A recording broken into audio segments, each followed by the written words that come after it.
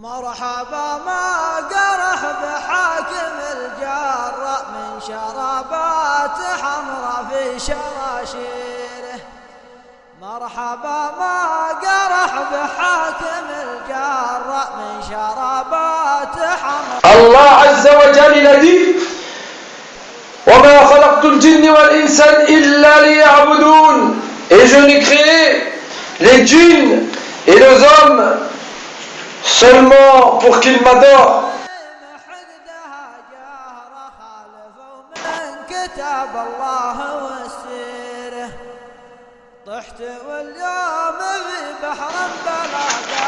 C'est-à-dire que lorsque on œuvre pour satisfaire la face de son Seigneur et non pour satisfaire autre que nous.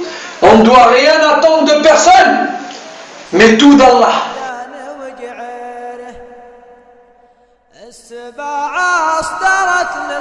Naam ya muslim. On a souvent tendance, lorsque l'on fait du bien à quelqu'un, d'attendre des choses en retour. Au minimum, un remerciement ou le respect de la personne pour ce qu'on a accompli envers elle. Alors qu'Allah il a dit قُلْ إِنَّ نُسُكِي وَمَحْيَايِ وَمَمَاتِي لِلَّهِ رَبِّ الْعَالَمِينَ لَا شَرِيكَ لَهُ. Allah il a dit, dis certes, mon sacrifice, ma vie et ma mort sont pour Allah, le Seigneur des mondes, et il n'a aucun associé. Dans la sourate 6, verset 162.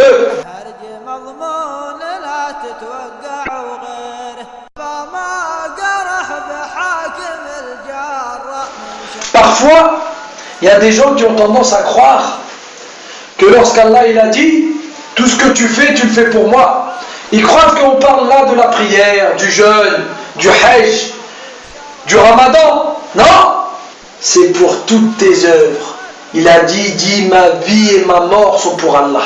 Ça veut dire tout ce qui se passe entre ces deux choses-là, ils doivent être voués à l'unique, à celui qui est capable de tout. Et non pas certaines adorations, mais toutes les adorations. Tout ce que tu fais, lorsque tu nourris ta femme, lorsque tu nourris tes enfants, lorsque tu te nourris toi-même, il faut que tu mettes la niya. Que ce soit pour adorer ton Seigneur, que ce soit pour satisfaire ton Seigneur. Et non pas que ce soit pour devenir plus fort ou pour ta propre personne. Comme ça, tu auras une récompense.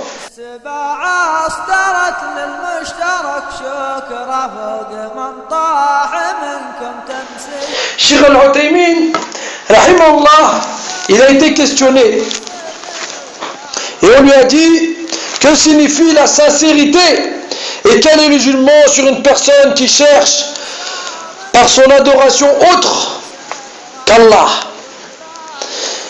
Il a dit Al-Ikhlas consiste à ce que le serviteur cherche par son adoration à se rapprocher d'Allah et à être comblé de ses bienfaits. Si le serviteur recherche autre chose par son adoration, alors il y a plusieurs degrés.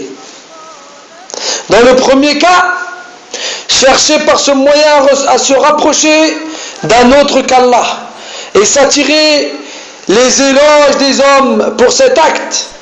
Ceci annule l'acte et fait partie du shirk, du polythéisme. Abu Huraira, il a dit que le prophète sallallahu alayhi wa sallam, il a dit, Allah a dit, je me passe largement d'être associé à quelqu'un. Quiconque accomplit un acte dans lequel il m'associe à quelqu'un, je le délaisse lui et son shirk. Le hadith il est rapporté par le Bukhari. Dans le deuxième cas, il dit, Cheikh Al-Uthaymin rahimahullah, l'héritier du prophète alayhi salatu wassalam, il dit chercher par ce moyen à atteindre quelque avantage de ce bas monde comme le pouvoir, la renommée, la richesse, sans chercher à se rapprocher d'Allah par cette adoration, cet acte n'est pas valide et ne le rapprochera pas d'Allah. Car Allah il a dit, ceux qui veulent la vie présente avec sa parure, nous les rétribuerons exactement selon leurs actions sur terre, sans que rien ne leur en soit diminué. Ceux-là sont ceux qui n'auront pas d'autre récompense dans l'au-delà que le feu. Ce qu'ils auront fait ici-bas sera annulé et leurs œuvres seront vaines. Surat Hud, verset 15. La différence entre le premier et le second cas est que dans le premier, il souhaite être loué pour son adoration d'Allah. Quant au deuxième, il ne souhaite pas être loué pour les actes d'adoration et cela ne lui importe peu. Pourquoi ? Parce qu'il fait cela juste pour avoir un bien de l'ici-bas. Il y en a un qui fait ça pour que les gens ils disent oui, il est bien, il est fort, il est beau, il est gentil. Et le deuxième, il fait ça pour récupérer quelque chose derrière. Quant au troisième, il cherche par ce moyen à se rapprocher d'Allah. Et aussi les avantages matériels qui peuvent en découler, comme le fait de chercher, en plus de l'adoration d'Allah, à faire de l'exercice physique lorsque l'on accomplit ses ablutions, ou se nettoyer des saletés, ou profiter du pèlerinage pour visiter les lieux et voir les pèlerins. Tout cela diminue de la valeur de la sincérité. Il a dit, si les gens ils veulent faire une œuvre, et que cette œuvre, elle soit partagée, il va s'entraîner à faire du sport pour être fort, pour être costaud, pour avoir un bon corps, mais en même temps pour Allah, eh bien il aura un peu moins dans la récompense. Parce que c'est pas simplement que pour Allah qu'il le fait. C'est pas simplement que pour Allah qu'il va être fort, pour pouvoir combattre dans son sentier, ou pour pouvoir protéger les musulmans, ou pour pouvoir faire des adorations grâce à cette force. Mais c'est pour plaire à d'autres gens, et en même temps à Allah. Donc là, il est diminué dans sa récompense. Mais il n'est pas comme les deux premiers cas, qui souhaitaient juste que les gens ils soient satisfaits de lui, ou attirer un bien de l'ici-bas. Ceux-là, ils n'auront rien du tout. Que le feu de l'enfer, et leur récompense, ils l'auront que ici, dans l'ici-bas, par les gens avec qui ils ont couru derrière eux. Il aura un peu moins, parce qu'il a voulu mettre un peu pour les gens, et un petit peu pour son Seigneur. Alors il dit sur Al-Uthaymin, si l'intention principale n'est pas l'adoration, alors cette personne n'aura pas de récompense dans l'au-delà. Ça veut dire qu'au départ, il doit le faire pour Allah. Et ensuite, s'il fait un peu pour avoir un beau corps, ou pour avoir une bonne santé, ou pour aller se promener à la Mecque, eh bien, il aura diminué un peu, mais il faut que la première niya, dans chaque adoration, dans chaque geste que tu fais quand tu donnes une assiette au voisin, dans chaque geste que tu fais quand tu es gentil avec ta femme ou avec tes enfants, chaque chose que tu fais dans ta vie, ou même avec tes frères, il faut que la première niya, ce soit pour satisfaire Allah. Et ensuite, peut-être quelque chose d'autre, mais sache que la meilleure, ce soit que tu n'attendes rien de ces gens et que tout soit fait pour ton Seigneur.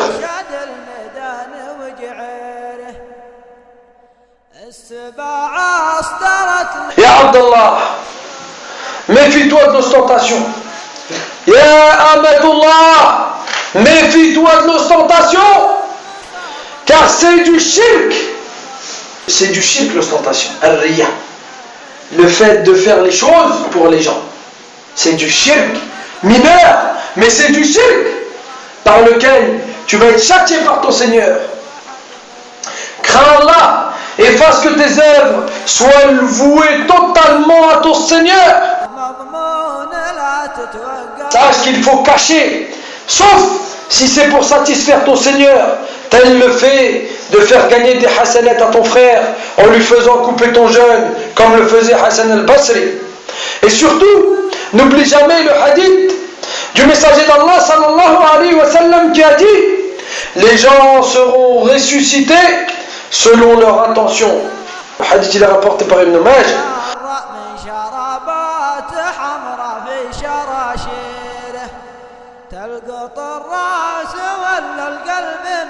Et il a dit: ce que je crains le plus pour vous, c'est le shirk mineur.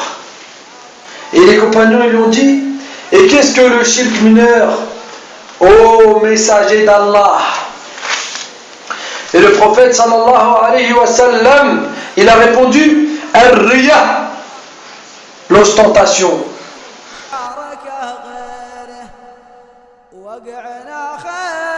Le messager d'Allah sallallahu alayhi wa sallam, il a dit: faites-vous des cadeaux et vous vous aimerez. Fais des cadeaux, ya Abdallah. Ya Amatullah. Fais des cadeaux à tes voisins. Fais des cadeaux aux gens que tu rencontres. Ne serait-ce qu'un sourire, ne serait-ce qu'un salam. Et n'attends rien en retour. N'attends rien si ce n'est de ton Seigneur. Serre tes frères et sœurs et sache que ta récompense est auprès de celui qui connaît le visible et l'invisible. Celui qu'il n'y a pas une feuille qui tombe sans qu'il ne le sache. Nos prédécesseurs, les salaf salih, ils avaient des bons comportements et c'est à nous de les suivre. Parmi leurs bons comportements, il y a ce qu'a dit Abu Aliya. Les compagnons de Mohammed sallallahu alayhi wa sallam m'ont dit: n'œuvre pas pour autre qu'Allah, sinon il te confiera à celui pour qui tu as œuvré. Badil al-Uqayli, il a dit: celui qui vise Allah à travers son acte, Allah tournera son visage et le cœur des serviteurs vers lui. Alors celui qui œuvre pour autre qu'Allah, il détournera de lui son visage et les cœurs des serviteurs. Mohammed ibn al-Qasim, il a dit: j'ai côtoyé Mohammed ibn Aslama pendant plus de 20 ans et je ne l'ai jamais vu accomplir 2 unités de prière surérogatoires autres que celle du vendredi. Je l'ai entendu une fois jurer: si je pouvais accomplir une prière surérogatoire en un lieu où même mes 2 anges ne me verraient pas, je le ferais de peur de tomber dans l'ostentation. Allahu Akbar. Voilà comment ils étaient. Ils voulaient que personne voie leurs œuvres. Ils voulaient agir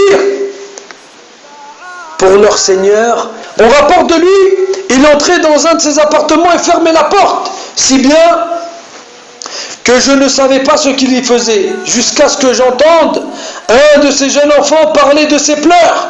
Lorsqu'il voulait sortir, il lavait son visage, s'appliquait du khul, et ainsi on ne voyait pas les traces des pleurs. Il pleurait en cachette pour être seul avec son Seigneur par crainte d'Allah.